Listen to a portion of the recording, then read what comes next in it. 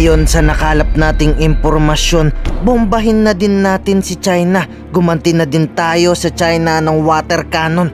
Matapos magulat si BBM sa mga senador, gustong bombahin na din ng China pero hindi pumayag di umano si Commodore. Ayon sa Senado, bombahin na din natin si China.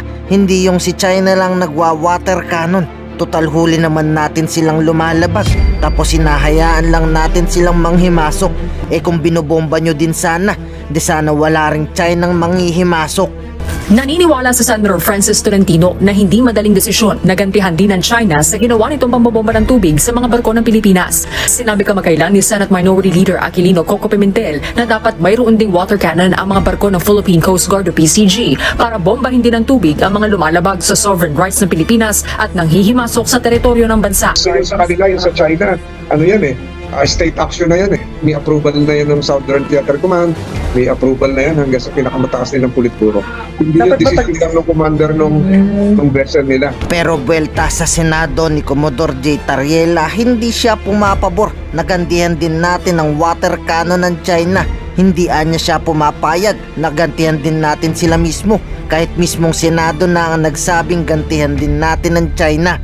As far as the Philippine Coast Guard is concerned, the guidance of the President is very clear. We should not be provoked of all those bullying activities of China.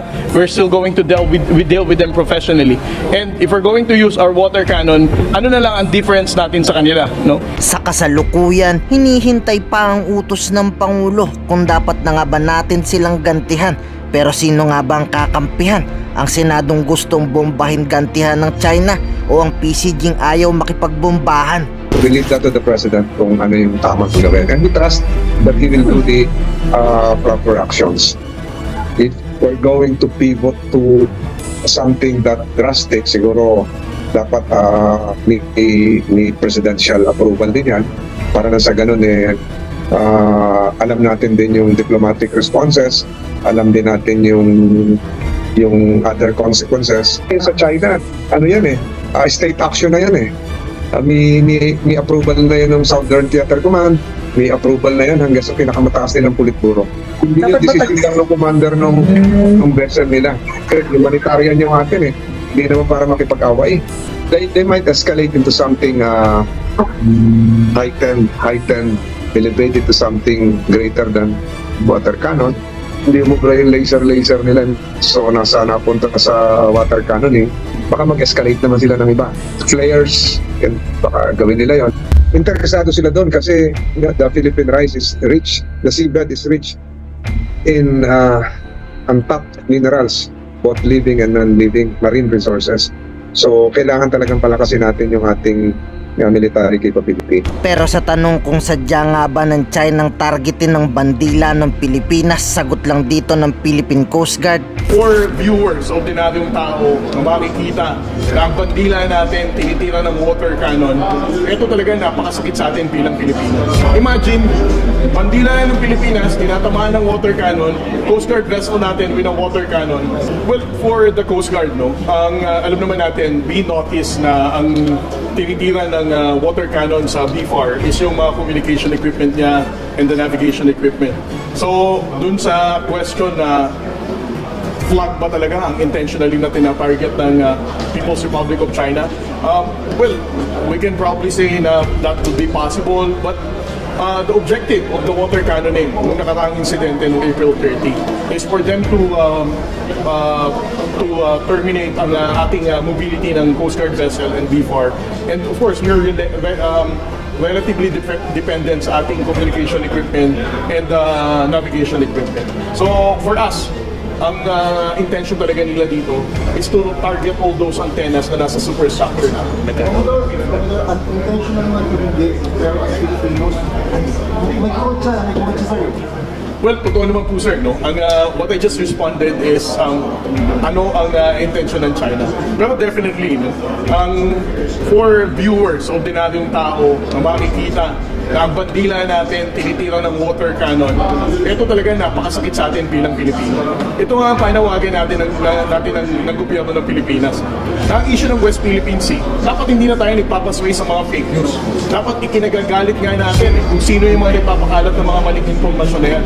Imagine, bandila ng Pilipinas, tinatamaan ng water cannon, Coast Guard vessel natin with a water cannon, pero meron pa mga tao dyan na nag-justify ng action na to ng China.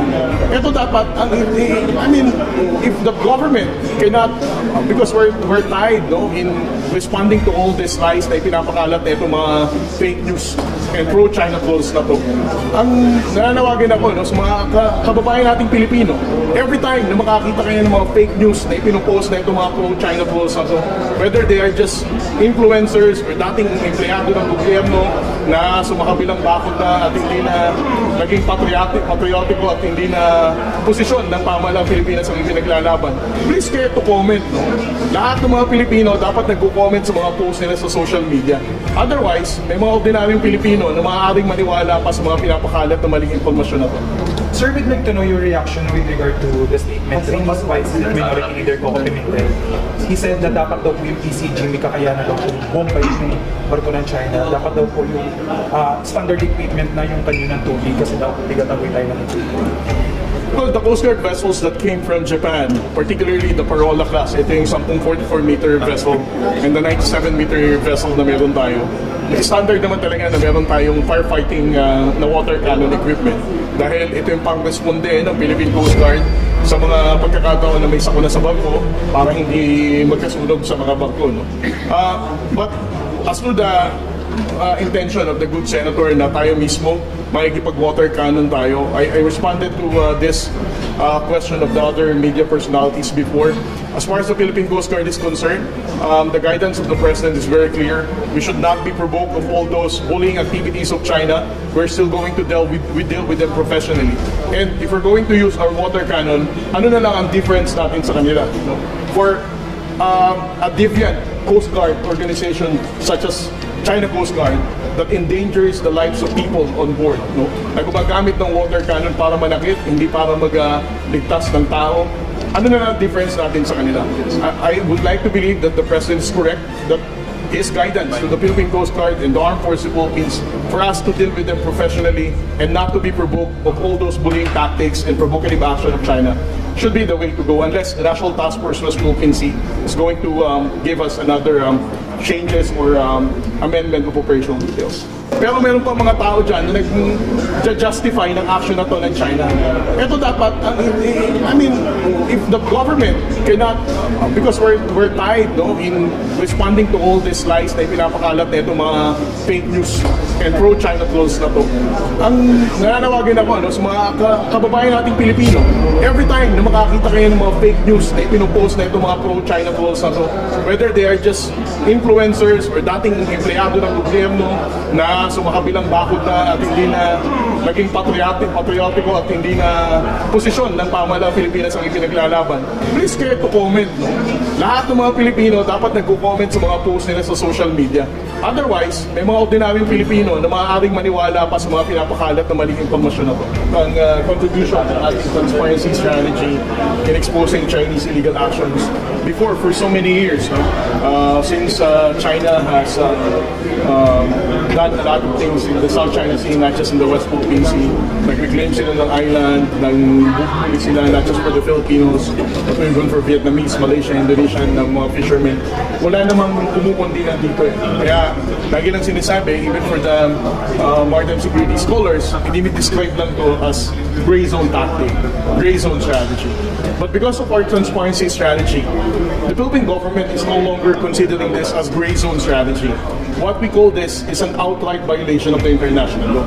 What we are calling them is that China is just violating the international law and they are blatant offenders of the United Nations Convention of the Law of the Sea. They don't also care about the IMO conventions na ginagawa nila.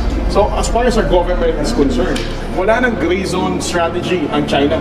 For us, all of their actions that they're doing there are just basically unlawful actions and they are offenders of the international law. Ngayon, ikaw bilang Pilipino, ano ang masasabi mo at reaksyon sa balitang ito?